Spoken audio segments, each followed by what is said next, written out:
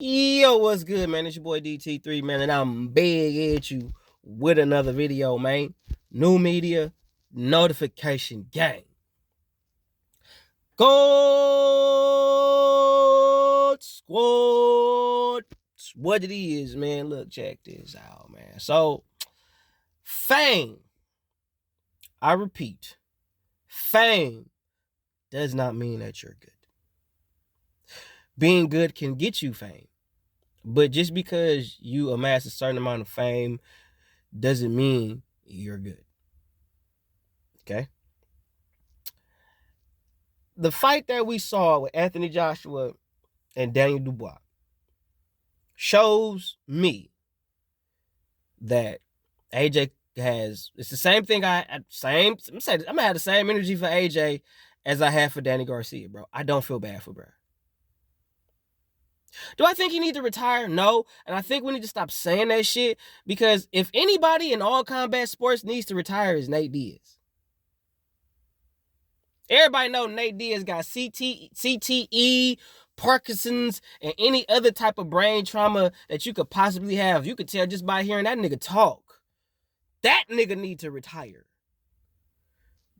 But I bet you, if Dana White right now, out the fucking blue, says that Nate Diaz is fighting DDP, motherfuckers gonna be, oh my God, he's finna watch, and they gonna watch that shit. He gonna sell that pay-per-view. Now, is he gonna win? Fuck no. Nate got like 15, 20 goddamn losses. And y'all niggas ain't bitching and complaining about that nigga retiring. Y'all niggas still talking about Nate Diaz.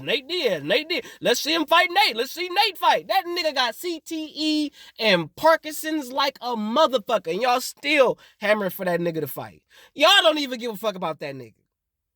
But y'all want to come forth and say AJ need to retire because he lost it. Look, man, this is why boxing, the whole little, like, the what's the term I'm looking for? They I ain't gonna not stage, but they progressively build you up in boxing. Okay, progressively, like you're only going to fight dudes in the early parts of your career that they're sure that you have a high chance of beating. In MMA, you fight dog after dog after dog after dog after dog. And the strong will survive and the weak shall perish. That's MMA. Boxing, they gonna put you in there with somebody. Okay, I know you can beat dude. Put him in there with him. Put him in there with him. Put him in there with him. And then they'll sell some fraudulent shit by saying, "Oh, you a star. You a star. You a star. You a star. You a star." They were saying Tank Davis was a star when he fought Jose Pedraza. Before he fought Jose Pedraza, they were saying he's a star. Nigga wasn't a star. He's a star now, but he wasn't a star the whole time. Loma was more of a star then than Tank. Loma had more star status at the time than Tank. But Loma was willing to fight top dude after top dude after top dude. He was willing to do that shit until he took that franchise shit. Anyway, but end of the day, a lot of these fighters in boxing are not fighting top guy after top guy after top guy. You're going to lose. And if you do beat these dudes, if you fight top dude after top dude after top dude and you win, that just shows you really him. Like Alexander Usyk, even though I do think you lost to Daniel. That wasn't no low blow. That was a smooth body shot that he caught you with. But anyway, it's neither here nor there. Still got the dub. Daniel didn't win. Whatever. It is what it is. But at the end of the day, Usyk has fought every major marquee heavyweight and on paper has beat them. You can sit there and say, he has already beaten Fury. Fury won his get back, but he already lost to Fury. Like Usyk already beat Fury, excuse me. Fury is already a defeated fighter. Usyk already has a W over Tyson Fury. So Usyk has already beaten every major marquee fighter in boxing and heavyweight boxing except Deontay Wilder. And I think Zane. But other than that, he has fought everybody and beat them. Fought everybody at cruiserweight. Beat him. Was undisputed at cruiserweight and was undisputed at heavyweight. You got to put some respect on that dude's name. To where if Alexander Usyk wanted to, he could retire and say, fuck Fury. He don't got shit to prove. Alexander Usyk don't have shit to prove. Nothing. AJ do, but Alexander Usyk don't. But for y'all to sit there and say that Anthony Joshua needs to retire, it's like, bro, no, he don't. He needs to retire because if he don't love the sport, you know what I'm saying? If he's not finna take the shit serious, if he's so caught up in his investments and owning stock in the zone and having partnerships with Turkish Al-Sheikh, and you know what I'm saying, he's so caught up in making business deals outside of boxing to where he can't focus on his career within the sport of boxing, yeah, bro, you need to retire. If your focus is geared more towards the business aspects and everything that's going on outside the sport, if that's where your focus is more so, if that's what you put in your attention towards more so, yeah, bro, you need to retire. Because your focus is not what it should be. You a fighter, technically. So your focus should be on being better as a fighter, staying in shape, maintaining a certain level of conditioning, so when you get into these fights, you can perform. But from the looks of it, from what I saw, you didn't even look like you wanted to fight Daniel.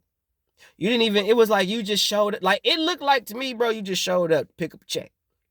That's what it looked like to me.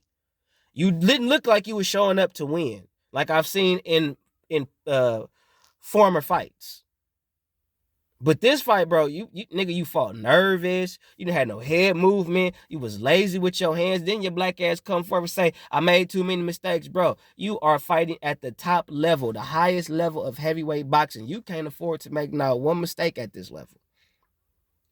But even though you a professional, you ain't supposed to make mistakes anyway like that. But you are fighting technically at the highest level in boxing, let alone heavyweight boxing. You can't afford to make them type of mistakes. And this is a fighter that you know you. So not only did you go into this fight stupid, you went in there underestimating the dude who you know that knows you. He knows how you fight. He knows how you get down. And you know how he fight. You know how he get down. Wasn't no head movement from you. You wasn't protecting yourself. You didn't keep your high. You didn't have a good high guard. You knew Daniel Dubois was finna come forward, wing a ding, throw volume punches, all the shit. There was no way you should have got caught with that overhand right, bro. Ain't no way your left hand should have been low like that fighting no motherfucking Daniel Dubois, bro. What the fuck, bro? What is wrong with you? That was a disgrace. You look terrible. Terrible. The fight was over third round. It was over. Like, once the third round hit and I seen it, I said, hey, this shit over.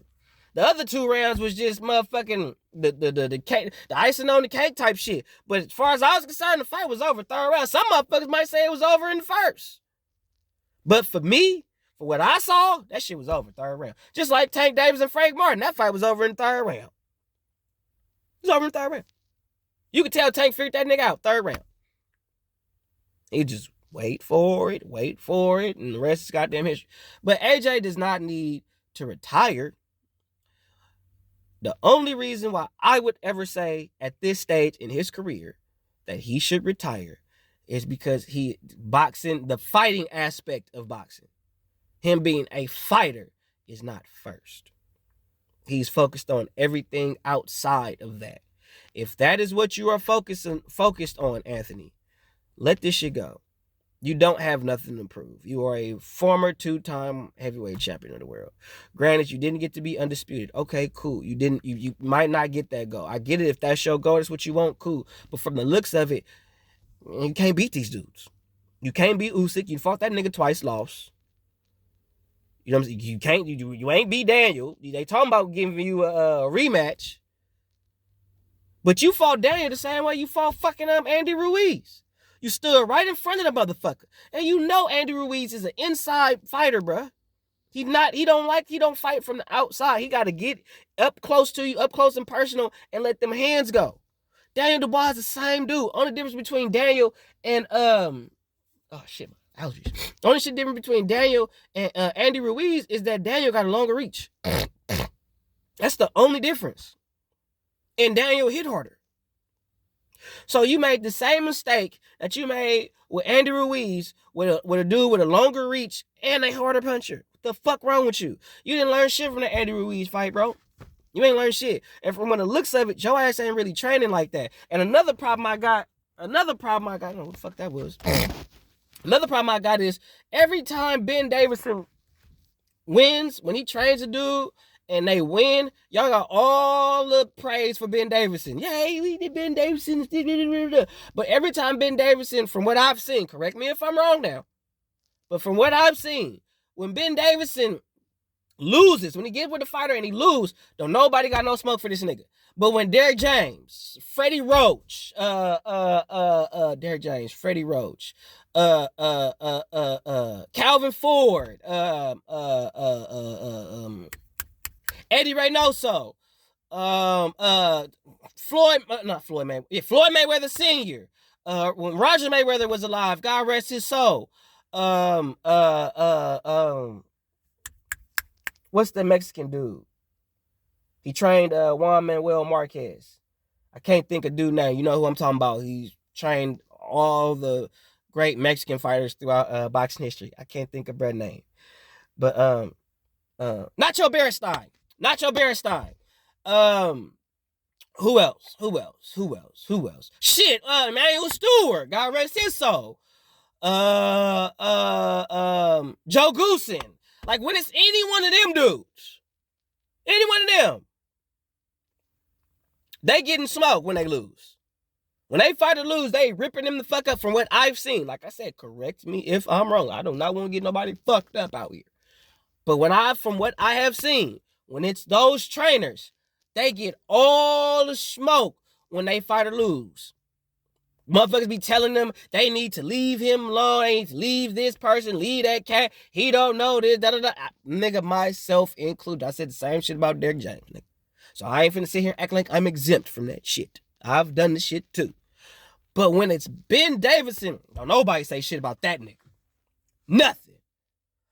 What make Ben Davison an exception to the goddamn rule? Ben Davison is a motherfucker.